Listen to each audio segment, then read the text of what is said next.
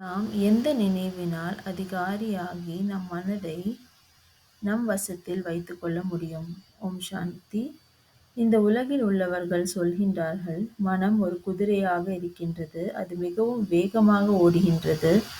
ஆனால் உங்களின் மனம் இங்கே அங்கே ஓட முடியாது. ஏனென்றால் ஸ்ரீமத் என்கின்ற கடிவாளம் பலமாக இருக்கின்றது. எப்பொழுது மனம் புத்தி சைட் சீனை பார்த்து செல்கின்றதோ அப்பொழுது கடிவாளம் பின்னடைந்து விடுகின்றது. அதனால் மனம் சஞ்சலமாகின்றது. இதற்காக எப்பொழுதுமே எந்த ஒரு விஷயமாக இருந்தாலும் மனம் சஞ்சலமாகின்றதென்றால் ஸ்ரீமத் என்கின்ற கடிவாளத்தை நாம் டைட் செய்ய வேண்டும். அப்படி நாம் டைட் செய்து விட்டோம் என்றால் நாம் இலக்கை அடைந்து விடுகின்றோம்.